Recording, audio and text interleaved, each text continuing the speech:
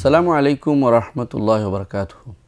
আলহামদুলিল্লাহি রাব্বিল আলামিন ওয়াসসালাতু ওয়াসসালামু আলা আশরাফিল আমবিয়া ওয়াল মুরসালিন নবিয়িনা মুহাম্মাদিন ওয়া আলা আলিহি ওয়া আসহাবিহি আজমাইন ওয়া বা'দ।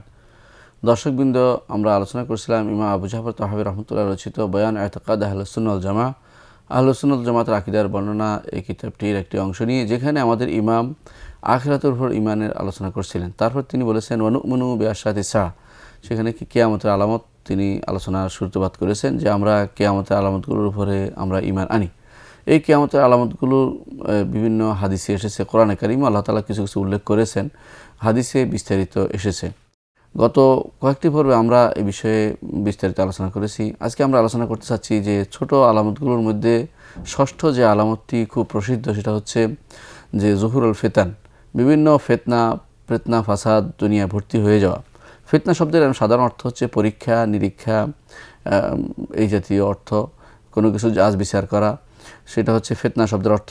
তারপর সেটা খারাপ অর্থে ব্যবহৃত, অর্থাৎ কোনো কাজ হলে সেটা বলে ফিতনায় পড়েছে, বিপদে পড়েছে, এই জাতীয় অর্থে ব্যবহৃত হয়।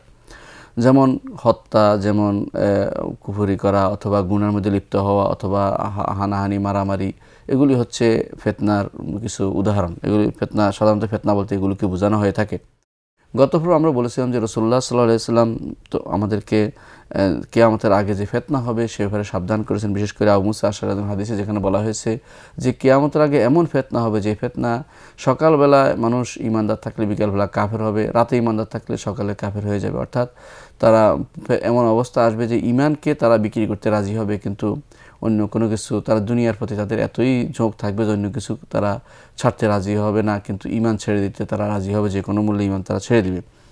সে সময় কী করতে হবে, রাসূলুল্লাহ সাল্লাল্লাহু আলাইহি ওয়াসাল্লাম আমাদেরকে সেই দিক নির্দেশনা দিয়েছেন। তিনি বলেছেন যে কোনোভাবেই সে ফিতনার দিকে মুখ তুলে তাকানো যাবে না। সেখানে বসে থাকা ব্যক্তি দাঁড়ানো ব্যক্তিকে উত্তম, দাঁড়ানো ব্যক্তি চলন্ত ব্যক্তিকে উত্তম, চলন্ত ব্যক্তি দ্রুত হাঁটে তার থেকে উত্তম।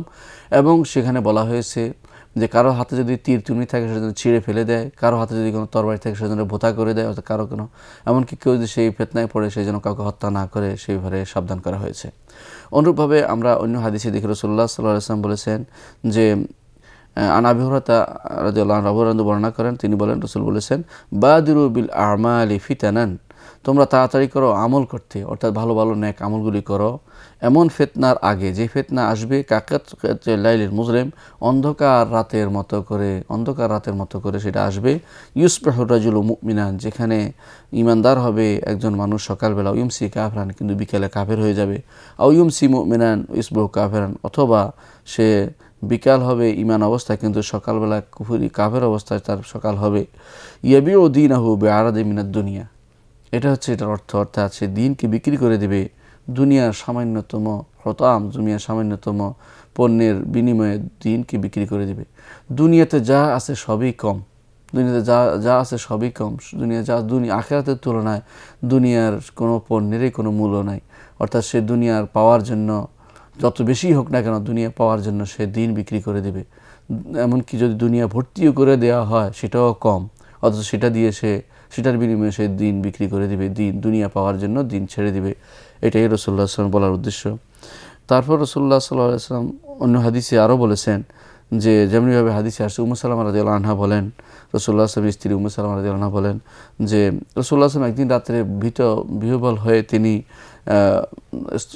তিনি ঘুম থেকে জাগ্রত হলেন। তারপর তিনি বললেন সুবহানাল্লাহ সুবহানাল্লাহ, আল্লাহ তাআলার প্রশংসা আদায় করছি, তিনি আল্লাহ পবিত্রতা বর্ণনা করছি।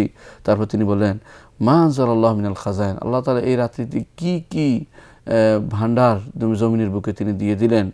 ওয়ামাজা আনজালাল্লাহু মিনাল ফিতান, সাথে সাথে আল্লাহ কি ফিতনাও দিয়ে দিলেন জমিনের বুকে।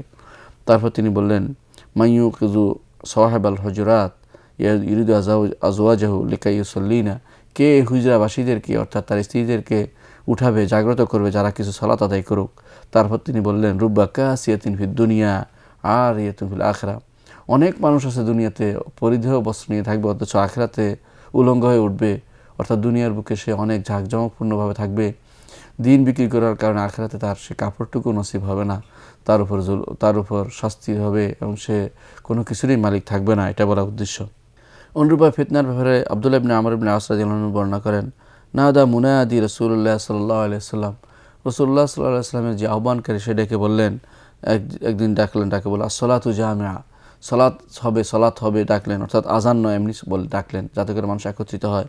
ফাইস্তামানা ইলা রাসূলিল্লাহি সাল্লাল্লাহু আলাইহি ওয়াসাল্লাম, আমরা রাসূলুল্লাহ সাল্লাল্লাহু আলাইহি ওয়াসাল্লামের কাছে একত্রিত হলাম। ফাকালা, তখন রাসূলুল্লাহ সাল্লাল্লাহু আলাইহি ওয়াসাল্লাম বললেন, ইন্নাহু লাম ইয়াকুন নাবিয়্যুন ক্বাবলি ইল্লা কানা হাক্কান আলাইহি আন ইয়াদুল্লা উম্মাতাহু আলা খাইরি মা ইয়ালামুহু লাহুম। আমার পূর্বে যে সমস্ত নবী গেছে প্রত্যেকের উপর কর্তব্য ছিল যে তার উম্মতের জন্য যা যা ভালো সেটা তিনি বর্ণনা করবেন। ও ইউনযিরাহুম শাররা মা ইয়ালামুহু লাহুম, এবং যে যা যা খারাপ সে ব্যাপারে তাদেরকে সাবধান করবেন।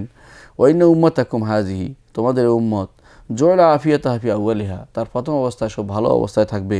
ওয়া সাইয়ুসিবু আখিরুহা বালাউন ওয়া উমুরুন তুনকিরুনাহা, তার শেষে সাইয়ুসিবু আখিরাহা, তার শেষের পৌঁছবে কিছু মুসিবত হবে এবং এমন কিছু কাজ হবে যেগুলি তোমরা কখনো দেখতে না, এমন কিছু খারাপ কাজ সংঘটিত হবে সেখানে। ওয়া তাজিউল ফিতনা, এবং ফিতনা আসবে। ফায়ুরাক্কিকু বা'দাহা আল বা'দ, তার একটি অপরটার চেয়ে ক্ষীণ হয়ে যাবে, বোঝা কষ্টকর হয়ে যাবে, একটার তুলনা আরেকটা গভীর হয়ে যাবে, কঠিন হয়ে যাবে। সেটা রাসূলুল্লাহ সাল্লাল্লাহু আলাইহি ওয়াসাল্লাম বলে দিয়েছেন। অর্থাৎ উম্মতের উপর ফিতনা আসবে এবং এমন জিনিস আসবে যে একটা থেকে একটা ভয়াবহ আকার ধারণ করবে। তারপর রাসূলুল্লাহ সাল্লাল্লাহু আলাইহি ওয়াসাল্লাম বলেছেন, এমন ফিতনাও আসবে ফায়াকুল মুমিনু হাদিহি, এমন ফিতনা আসবে মুমিন বলতে থাকবে এইটাই তো কঠিন, এর চেয়ে বড় ফিতনা কি আর হতে পারে। আবার ফিতনা আসবে, সে বলবে এটার চেয়ে বড় ফিতনা কি হতে পারে। এভাবে তার উপর বিভিন্ন রকম বিপদ আসতে থাকবে। ফামান আহাব্বা আন ইউজাহজিআ আনিন নার, তোমাদের মধ্যে যে কেউ জাহান্নাম থেকে দূরে রাখতে চায়, উদখিলাল জান্নাহ, জান্নাতে প্রবেশ করতে চায়, ফালতাতিহি মানিয়াতুহু, সে তার জন্য মৃত্যু আসে, ওয়া ইউমিনু বিল্লাহি ওয়াল ইয়াউমিল আখির, সেজন্য আল্লাহর উপর ঈমান রাখে এবং আখিরাতের উপর ঈমান রাখে। এই অবস্থা যেন তার মৃত্যু, অর্থাৎ আখিরাতের উপর ঈমান এবং আল্লাহর উপর ঈমান তার থাকবে না, এমন ফিতনা তাদের মধ্যে এসে পৌঁছবে। এভাবে দেখা যাচ্ছে যে বিভিন্ন হাদিসে রাসূলুল্লাহ সাল্লাল্লাহু আলাইহি ওয়াসাল্লাম ফিতনা থেকে আমাদেরকে সাবধান করেছেন যে এমন ফিতনা আসবে যে ফিতনা আমাদের ঈমান রক্ষা করা কঠিন হয়ে যাবে। এখানে সবচেয়ে বড় দরকার হবে তখন ঈমান কিভাবে রক্ষা হবে, আল্লাহর উপর ঈমান, আখিরাতের উপর ঈমান, সেটা কীভাবে রক্ষা হবে সেই ব্যাপারে আমাদের সচেষ্ট থাকা। সাথে সাথে রাসূলুল্লাহ সাল্লাল্লাহু আলাইহি ওয়াসাল্লাম কোনো হাদিসে বলে দিয়েছেন যে সেই সময়ে যদি বেঁচে থাকতে চাও, এই ফিতনা থেকে বাঁচতে চাও, তাহলে তোমাদেরকে লুজুমু জামাআতিল মুসলিমিন, মুসলিমদের মূল যে ধারা তার সাথে থাকতে হবে। কোনোভাবেই কোনো ফেরকাস অনুসরণ করা যাবে না, অর্থাৎ আহলুস সুন্নাহর সাথে থাকতে হবে। তারাই যতই কম হোক না কেন তাদের সাথে থাকতে হবে এবং ফিতনা থেকে দূরে থাকতে হবে এবং ফিতনা থেকে আল্লাহর কাছে আশ্রয় প্রার্থনা করতে হবে। কারণ রাসূলুল্লাহ সাল্লাল্লাহু আলাইহি ওয়াসাল্লাম নির্দেশ দিয়েছেন, তাআওয়াযু বিল্লাহি মিনাল ফিতান মা যাহারা মিনহা ওয়া বাতান, তোমরা আল্লাহর কাছে আশ্রয় চাও ওই ফিতনা থেকে যে ফিতনা প্রকাশ হয়েছে এবং যে ফিতনা এখনও অপ্রকাশিত রয়ে গেছে তা থেকে আশ্রয় চাও। এই জন্য মুসলিমদের সাথে থাকতে হবে। আলাদা কোনো দল, আলাদা কোনো গোষ্ঠী, আলাদা কোনো নাম নিয়ে ভিন্ন ভিন্ন গোষ্ঠী করে মুসলিমদের মধ্যে ফিতনা ফাসাদ তৈরি করা যাবে না, বরং একসাথে থেকে সাধারণ মুসলিমদের সাথে থেকে তাদেরকে হেদায়েতের পথে আহ্বান জানাতে হবে, তাদেরকে কোরআন এবং সুন্নাহ অনুসরণ করে চলার কথা বলতে হবে। যে মুসলিমরা পূর্বসূরীরা যেভাবে সহি মানহাজের উপর, সহি দ্বীনের উপর চলে গেছে, সাহাবায়ে কেরাম, তাবিঈন, আইম্মা মাতবুঈন, তারা যেভাবে চলে সেই পথের উপর তাদেরকে থাকতে হবে।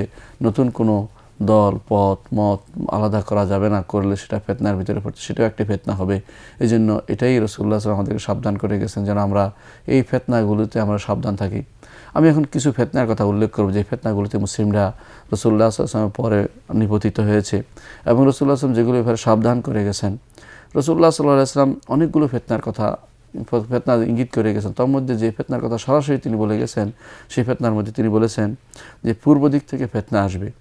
তার মধ্যে পূর্ব দিক থেকে ফিতনা, প্রথম যে বিষয়টি তিনি আলোচনা করে গেছেন, প্রথম যে বিষয়টি, সেই বিষয়টি ফিতনার মধ্যে আমরা উল্লেখ করতে পারি, তা হচ্ছে পূর্ব দিক থেকে ফিতনা আসবে।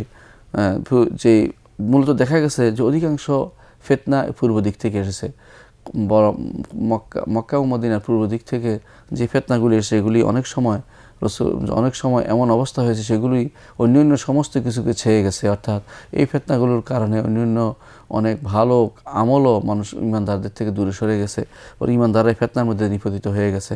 হাদিসে এসেছে, ইবনে ওমর রাদিয়াল্লাহু আনহু বলেন, রাসূলুল্লাহ সাল্লাল্লাহু আলাইহি ওয়াসাল্লামকে তিনি বলতে শুনেছেন, তিনি পূর্ব দিক থেকে ইঙ্গিত করে বলছিলেন, আলা ইন্নাল ফিতনাতা হা হুনা, জেনে রাখো ফিতনা এদিক থেকে, আলা ইন্নাল ফিতনাতা হুনা হা হুনা, ফিতনা এদিক থেকে হবে, মিন হাইসু ইয়াতলু কারণুশ শায়তান, শয়তানের শিং এদিক থেকে উদিত হবে। শিং বলতে বোঝানো হয়েছে শয়তানের হয়তো শয়তানের শিং থাকতেও পারে। দ্বিতীয়ত শয়তানি কর্মকাণ্ড এদিক থেকে আসবে, অথবা যেভাবে বলা হয়েছে শয়তানের কর্মের সাথে এই আমলগুলো মিলে আসবে একসাথে। যেমনিভাবে শিং কোনো কিছুর সাথে জড়িত থাকে, তেমনিভাবে শয়তানের সাথে জড়িত হয়ে এই আমলগুলো আসবে, ফিতনাগুলি আসবে। এই জন্য তিনি সাবধান করেছেন যে পূর্ব দিক থেকে ফিতনা আসবে। অন্য হাদিসে রাসূলুল্লাহ সাল্লাল্লাহু আলাইহি ওয়াসাল্লাম বলেছেন, রাসুল কুফরি মিন হা হুনা, এদিক থেকে কুফরির সমস্ত মত পথ এদিক থেকে আসবে। মিন হাইসু ইয়াতলুল কারনাশ শয়তান, পূর্ব দিক থেকে শয়তানের শিংগুলো উদিত হবে। ইবনে আব্বাস রাদিয়াল্লাহু আনহু থেকে বর্ণিত আছে, দান নবী সাল্লাল্লাহু আলাইহি ওয়াসাল্লাম, রাসূল সাল্লাল্লাহু একদিন দোয়া করলেন, আল্লাহুম্মা বারিক লানা ফি সাইনা ওয়া মুদ্দিনা, আল্লাহ আমাদের সার এবং মুদ্দের মধ্যে আপনি বরকত দিন। ও বারিক না ফি শামানিনা ইয়ামানিনা, আল্লাহ আমাদের শাম এবং ইয়েমেনের মধ্যে বরকত দিন।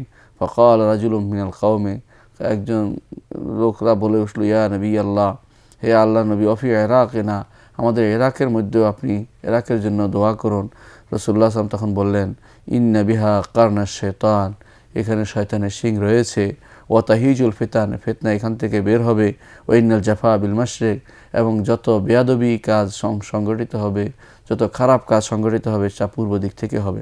ইবনে হাজার রাহমাহুল্লাহ বলেন যে বস্তুত সবচেয়ে বড় ফিতনা, প্রথম যে ফিতনা শুরু হয়েছে পূর্ব দিক থেকে আসছে। এর মাধ্যমেই মুসলিমদের মধ্যে মতভেদ তৈরি হয়েছে এবং এটার কারণে শয়তান খুশি হয়েছে, শয়তানের পছন্দনীয় কাজ তৈরি হয়েছে। যত বেদাত এদিক থেকে এসেছে, সেটা আমরা যদি ভালো করে তাকে দেখতে পাবো যে খাওয়ারেজরা বের হয়েছে, শিয়ারা বের হয়েছে, রাওয়াফেজরা বের হয়েছে এবং বাতিনিয়া ফেরকা বের হয়েছে, সবই কিন্তু পূর্ব দিক থেকে বের হয়েছে। এবং তা ছিল ইরাক ভূমি থেকে বের হয়েছে। ইরাকের ভূমি থেকে বের হয়েছে খাওয়ারেজরা, ইরাকের ভূমি থেকে বের হয়েছে শিয়ারা, ইরাকের ভূমি থেকে রাফেজি, বর্তমানের যে সমস্ত রাফিদি ইমামিয়ারা বের হয়েছে, সেখান থেকে ইরানিরা বের হয়েছে, বাতিনি ফেরকা যারা আছে তারা বের হয়েছে। এসবই পূর্ব দিক থেকে বের হয়েছে। তাহলে রাসূলুল্লাহ সাল্লাল্লাহু আলাইহি ওয়াসাল্লাম যে সাবধান করেছে পূর্ব দিক থেকে যে ফিতনা বের হয়ে বলেছেন, তা যথার্থই তিনি বলেছেন। অনুরূপভাবে পূর্ব দিক থেকে কাদেরিয়া ফেরকা বের হয়েছে, জাহমিয়া ফেরকা বের হয়েছে, পূর্ব দিক থেকে মুতাজিলা ফেরকা বের হয়েছে এবং অধিকাংশ বড় বড় যা মতবাদ যেগুলি তৈরি হয়েছে, সমস্ত মতবাদগুলোর মূল কিন্তু পূর্ব দিক থেকে, অর্থাৎ মদিনা থেকে পূর্ব দিক থেকে রাসূলুল্লাহ সাল্লাল্লাহু আলাইহি ওয়াসাল্লাম সেদিকে ইঙ্গিত করেছেন।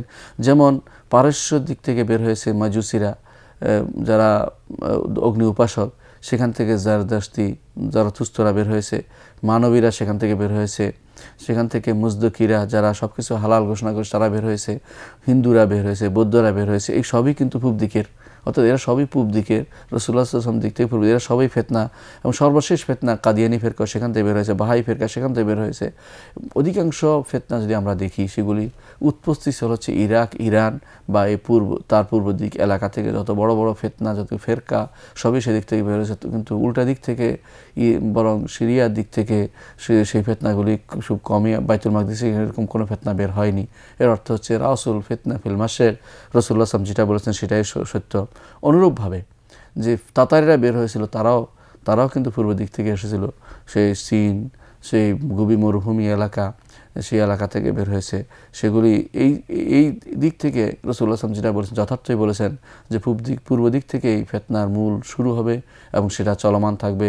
আজও যত ফিতনা আসে সবই পূর্ব দিক থেকে আসে এবং সেটা আসবে, এসেই যাচ্ছে। অনুরূপভাবে সর্বশেষ যে আমরা দেখতে পাই যে চীনের চীন এবং সোভিয়েত ইউনিয়নের যে তথাকথিত কমিউনিজমের কথা বলা হচ্ছে, তারা কমিউনিস্টের কথা বলা হচ্ছে বা তথাকথিত সোশ্যালিজমের কথা বলছে, এই সবই কিন্তু পূর্ব দিকে বের হয়েছে। এই ফিতনাগুলো সেদিক থেকে আসছে। অনুরূপভাবে পরবর্তীতে ইয়াজুজ মাজুজ তারাও সেদিক থেকে বের হবে।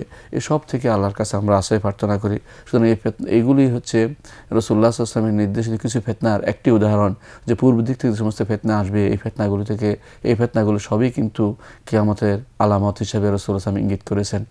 এই ফিতনাগুলোর মধ্যে আর দ্বিতীয় যে ফিতনাগুলো আমরা উল্লেখ করতে পারি, যা রাসূলুল্লাহ সাল্লাল্লাহু আলাইহি ওয়াসাল্লাম যেগুলির প্রতি ইঙ্গিত করেছেন, সেটা হচ্ছে ফিতনাতু মাকতাল ওসমান ইবনে আফফান। ওসমান ইবনে আফফান রাদিয়াল্লাহু আনহুর যে হত্যা, তার যে শাহাদত, যে এর মাধ্যমে যে ফিতনা তৈরি হয়েছে, সেটা একটি বড় ফিতনা। এই ফিতনা সাহাবায়ে কেরাম রিদওয়ানুল্লাহি আলাইহিম আজমাইনের যুগেই শুরু হয়েছিল। কারণ ওমর ইবনে খাত্তাব রাদিয়াল্লাহু আনহুর হত্যার পরে, তার শাহাদতের পরে যেই দরজা ছিল ফিতনার মাঝে, ফিতনা এবং উম্মতের মধ্যে ফিতনার যে দরজাটা ছিল, দরজাটা ভেঙে গেছে। অর্থাৎ তারপরেই ওসমান রাদিয়াল্লাহু আনহু হত্যা থেকে ফিতনা শুরু হয়েছে। সেখান থেকে উম্মতের মধ্যে ফেরকাবন্দি শুরু হয়েছে এবং তখন থেকে কিছু মানুষ বের হয়ে গেছে যারা তথাকথিত তারা নিজেদের হক আদায়ের জন্য ওসমান রাদিয়াল্লাহু আনহুর বিরুদ্ধে তারা নিজেদের তথাকথিত হক আদায়ের জন্য, দাবি আদায়ের জন্য ওসমান রাদিয়াল্লাহু আনহুর বিরুদ্ধে তারা বের হয়ে গিয়েছিল, সেটা ছিল বড় ফিতনা। এর প্রমাণ হচ্ছে হুযায়ফা ইবনে ইয়ামান রাদিয়াল্লাহু আনহু বলেন, ওমর ইবনে খাত্তাব রাদিয়াল্লাহু আনহু বলেন যে তোমাদের মধ্যে কে একদিন বলেছেন তোমাদের মধ্যে কে ফিতনার ব্যাপারে হাদিস মুখস্থ করেছে? হুযায়ফা রাদিয়াল্লাহু আনহু বলেন যে আমি মুখস্থ করেছি। তখন ওমর রাদিয়াল্লাহু বলেন যে বলো সেটা কি তুমি মুখস্থ করো, তুমি তো সাহসী মানুষ, বলতে পারো।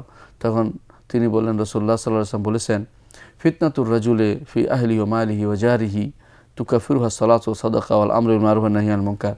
একজন মানুষের তার নিজের পরিবারের, সম্পদের এবং পরশীর ব্যাপারে যে সমস্ত ফিতনা হয়, অনেক সময় সেটা কাফারা হয়ে যায় সালাত দ্বারা, সদকা দ্বারা, সৎ কাজের আদেশ, অসৎ কাজ থেকে নিষেধের মাধ্যমে সেটা কাফারা হয়। তখন ওমর রাদিয়াল্লাহু বলেন আমি এই ব্যাপারে প্রশ্ন করছি না, লাইসাত হাজি, এই ব্যাপারে প্রশ্ন করছি না, ওয়ালাকিন্নাল্লাতী তামুজু কামাউজিল বাহরি, আমি সেই ফিতনার কথা বলছি যে ফিতনা সমুদ্রের ঢেউয়ের সাথে তুলনীয়, সেই ফিতনার তুলনা করছি। তখন তিনি বললেন, হুযায়ফা ইবনে ইয়ামান রাদিয়াল্লাহু বলেন, ইয়া আমিরাল মুমিনিন, হে আমিরুল মুমিনিন, লা বাসা আলাইকা মিনহা, আপনি সেই ফিতনা পাবেন না। ইন্না বাইনাকা ওয়া বাইনাহা বাবান মুগলাকান, আপনার এবং ফিতনার মাঝে একটি বদ্ধ দরজা রয়েছে। ক্বালা, ওমর রাদিয়াল্লাহু বলেন, ইফতাহু বাব আও ইউকসার, সেই দরজাটি কি বন্ধ হবে নাকি সেটা ভঙ্গ হবে? তখন হুযায়ফা ইবনে ইয়ামান রাদিয়াল্লাহু বললেন যে না, সেটা ভঙ্গ হবে। তখন ওমর রাদিয়াল্লাহু বললেন, যালিকা আহরা আল্লাহ ইউগলাক, যদি সেটা একবার ভঙ্গ হয় তাহলে সেটা বন্ধ করার সুযোগ নেই, যদি খোলা হতো তাহলে বন্ধ করা যেত, কিন্তু ভঙ্গ হবে। এর অর্থ হচ্ছে সেটা আর ফিতনা, এরপর থেকে ফিতনা আর শুরু হবে, সেই ফিতনাকে আর নিরসন করার কোনো সুযোগ থাকবে না। তখন কুলনা, আমরা বললাম, উলিমাল বাব, সেই দরজাটি কি জানেন? বলে হ্যাঁ জানি। হুযায়ফা ইবনে ইয়ামান রাদিয়াল্লাহু বলেন আমি সেটা জানি। কামা আন্না দুনাল গাদিল লাইলা, যেমনিভাবে আগামী দিনের পরে রাত আসবে সেই ব্যাপারে আমরা জানি। ইন্নী হাদ্দাস্তু হাদিথান লাইসা বিল আগালিদ, আমি তাকে এই হাদিসটি বর্ণনা করেছি, এটা কোনো রকমের এমন কিছু নয় যে কোনো ধাঁধা নয়, ধাঁধা হিসাবে বর্ণনা করিনি।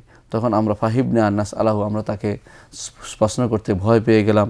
ও আমার নাম মাসরুক, তারপর আমরা মাসরুক ইবনে আজরাকে জিজ্ঞাসা করলাম যে এই দরজাটি কি, আপনি কি বলতে পারবেন? তখন মাসরুক বললেন যে তিনি ছিল ওমর, অর্থাৎ ওমর রাদিয়াল্লাহু আনহু, তার শাহাদতের কথাটি সেখানে বর্ণিত হয়েছে। শাহাদতের পরে সেই দরজাটি খুলে যায়, ফিতনার দরজাটি খুলে যাবে, রাসূলুল্লাহ সাল্লাল্লাহু আলাইহি ওয়াসাল্লাম সেটা বলেছেন। এই জন্য যখনই ওমর রাদিয়াল্লাহু আনহুর তার শাহাদত হলো, তারপরে দরজাটি ভেঙে গেল, তারপর থেকে ফিতনা শুরু হলো, সেই ফিতনা আর কোনোদিন বন্ধ হয়নি। এর মধ্যে সর্বপ্রথম ফিতনা হয়েছে ওসমান ইবনে আফফান রাদিয়াল্লাহু আনহুর হত্যা, যা কিছু খারাপ লোকের হাতে যেগুলো সংগঠিত হয়েছে। ইরাক এবং মিশরের কিছু লোক এই খারাপ কাজে অগ্রণী হয়েছে, তারা এই খারাপ কাজটি করেছে। তারা মদিনা প্রবেশ করেছে এবং ওসমান ইবনে আফফান রাদিয়াল্লাহু আনহুকে তার ঘরে হত্যা করেছে, শহীদ করেছে তাকে। এই জন্য এই ওসমান রাদিয়াল্লাহু আনহুর এই ফিতনাটি ছিল উম্মতে মুসলিমার জন্য প্রথম ফিতনা। এই ফিতনাটির ব্যাপারে রাসূলুল্লাহ সাল্লাল্লাহু আলাইহি ওয়াসাল্লাম নিজে বলেছেন যে তিনি এই বিপদে পড়বেন।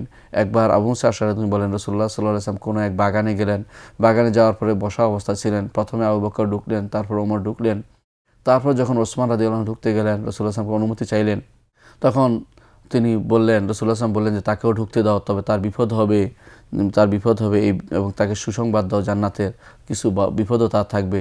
এই বিপদের বিষয়টি হচ্ছে তার হত্যার বিষয়টি এবং তার শাহাদাতের বিষয়টি। রাসূলুল্লাহ সাল্লাল্লাহু আলাইহি ওয়াসাল্লাম ওসমান রাদিয়াল্লাহু আনহুকে বিশেষ করে তার বিপদ হবে বলেছে। এই জন্য ওমর রাদিয়াল্লাহু আনহুর মৃত্যু একটি ঘটনা, তার সাথে কোনো ফিতনা জড়িত ছিল না, কিন্তু ওসমান রাদিয়াল্লাহু আনহুর মৃত্যুর সাথে অনেক বড় ফিতনা জড়িত হয়ে গেছে। সেখানে একজন ইমামে হককে তার পদ ছেড়ে দিতে বলা হয়েছে এবং তার বিরুদ্ধে অপবাদ দেওয়া হয়েছে যে তিনি জুলুম করেছেন, নাউজুবিল্লাহ।